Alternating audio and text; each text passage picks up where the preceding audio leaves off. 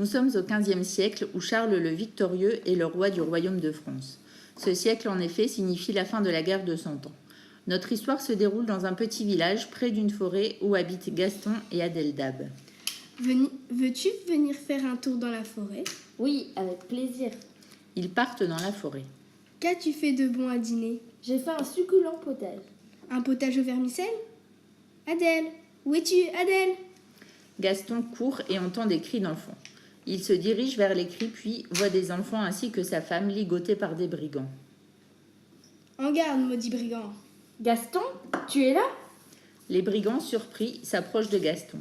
Gaston, envahi par la colère, prend un bâton et se jette sur le premier brigand, puis l'assomme d'un coup de bâton. Un autre brigand arrive sur lui avec un bec de corbin à la main, mais l'arme tombe par terre. Gaston prit l'arme et coupa les cordes des enfants. Allez au village, il risque de revenir. Les enfants partent. Il va voir le dernier brigand. Cherches-tu à me combattre? Non, pas dans cet endroit. Rejoins-moi demain soir à minuit près du moulin. On fera un duel. Et si tu perds, ta femme m'appartiendra. Mais dans le cas contraire, vous aurez tous les deux la vie sauve. D'accord, j'y serai. Gaston repart chez lui peiné. Il arrive chez lui et va se coucher le cœur lourd. À l'enjardé, Gaston va dans la forêt et se balade. Arrivé dans la forêt, il trouve un homme couché à terre. Mon jaillet, mon jaillet, mon jaillet. Jouvenceau? Le jouvenceau n'arrivait pas à se lever. Gaston porte le jeune homme jusqu'à chez lui, le pose sur son lit. Le prénom de ce petit aux cheveux blonds et touffus est écrit sur l'épaule gauche de son mantel. Colin. Gaston prend de l'eau qu'il dépose dans la bouche de Colin. Prestement, Colin se réveille et dit « Merci. De rien, Colin. Comment connaissez-vous mon prénom? Il est écrit sur ton mantel. Ah oui, Que fais-tu tout seul dans cette forêt?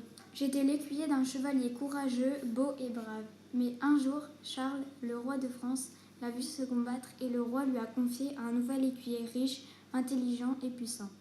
Alors, mon chevalier m'a abandonné seul dans la forêt sans avoir de quoi vivre. Ton chevalier est un lâche. Oui, malheureusement. Allons faire un tour dans la forêt. As-tu assez de force? Oui, je me sens fort. Allez-y. Allez, allons-y. » À la frontière de cette forêt, Gaston demande à Colin « Sais-tu où je peux trouver des armes? Je peux t'en fabriquer si tu veux. Tu m'as tout de même sauvé la vie, alors je te fabrique des armes. Merci. » Ils entendent des crissements de feuilles mortes. Qu'est-ce qu'on entend? Je ne sais pas. Bonjour, je ne devrais pas être là, mais je veux tout de même vous aider. Pourquoi veux-tu nous aider? C'est juste que vous viviez tranquillement avec votre femme et mon chef a débarqué dans votre vie et ça, je n'accepte pas. Je vous fais confiance. Avez-vous un plan de votre chef? Je retourne pour fabriquer des armes. Tu me rejoins vers midi chez toi? Oui. Venez, allons dans ma base. Je vous rassure, les autres sont partis en mission. On sera tranquille. Alors allons-y. Arrivé dans la base, le brigand emmène Gaston dans une petite grotte avec une porte en bois. Je t'en prie, entre. Merci. Gaston entre, regarde et voit des os par terre. Il se retourne et bam, la porte se ferme derrière lui. Désolée. C'est un piège. Je me suis fait avoir. Tu n'es qu'un félon. Gaston prend 2 pierres pour faire du feu et l'allume sur un bout de bois. Puis il va vers le fond de la grotte pour voir s'il n'y a pas d'issue, mais au lieu de trouver une issue, il trouve un homme allongé par terre et lui dit Que fais-tu là? Les brigands m'ont emmené la semaine dernière. Comment t'appelles-tu? Je me nomme Michelin. Et vous? Gaston. J'ai faim. Tu n'as pas à manger? Et là, tout à coup, Michelin et Gaston entendent un bruit de pas. À terre, vite! Michelin et Gaston ne bougent pas. Ils sont immobiles. Un instant plus tard, la porte de la grotte s'ouvre. Michelin tremble et un garçon entre. Vite, sortez! Vite, vite! Les 2 hommes sortent et tous les 3 vont vers la maison de Gaston. Colin les rejoint avec l'armure et l'épée de Gaston et va les voir. Colin demande à Gaston. Qui sont ces gens? D'où viennent-ils? Gaston lui raconte l'histoire et peu de temps après, Florentin prend la parole. Quand le brigand t'a enfermé, je l'ai suivi et je me suis cachée. J'ai entendu parler avec son maître qu'il allait au lieu de rendez-vous. Oh non, vite, on doit y aller. Où est mon cheval, Colin? Voilà le tien, voilà le mien. Et on a un poney pour les deux s'ils veulent venir avec nous. Moi, je peux venir?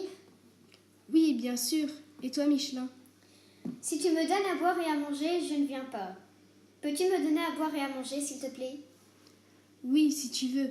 Moi, je vais y aller. Colin et Florentin s'occuperont de toi et te donneront à manger. Ensuite, vous me rejoignez. Ça vous va? Tous les trois font ce que Gaston a proposé. Dépêche-toi de partir. Nous, on va donner à manger et à boire à Michelin. Je pars immédiatement et vous me rejoignez. Gaston prend son cheval et galope. Arrivés sur le lieu du combat, juste à l'heure, ils avancent vers le brigand qui l'a convoqué. Alors, t'as peur? Non. Qui fait l'entre-deux? Lui, là, toi, le paysan. Moi? Mais je n'ai jamais fait ça. Et puis, je ne sais pas comment faire. Tu fais de ton mieux. D'accord, je fais de mon mieux. Fulbert s'avance, place les épées des chevaliers dans leurs mains et vérifie leur armure pour éviter la triche. C'est bon, le combat peut commencer. Tenez-vous prêts, combattez. Le combat se fait. Gaston plante son épée dans la cotte de maille du brigand, mais ne le tue pas. Le brigand, à son tour, écorche le bras de Gaston. Gaston tombe à terre, mais reste en vie. Le brigand croit avoir gagné, mais Gaston se relève vite. Sans que le brigand eût le temps de se retourner, Gaston prend son épée, se relève, court et lance l'épée dans son cœur. Le sang jaillit, le brigand tombe à terre.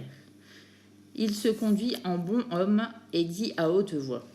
Je libère ta femme. Là, un brigand qui l'avait accompagné tire les cordes qui attachent Adèle et la fait sortir du moulin. Gaston, Gaston! Adèle, je suis là. Adèle court et saute dans les bras de Gaston et l'embrasse fougueusement. Quelques jours après, Gaston est adoubé chevalier du royaume de France.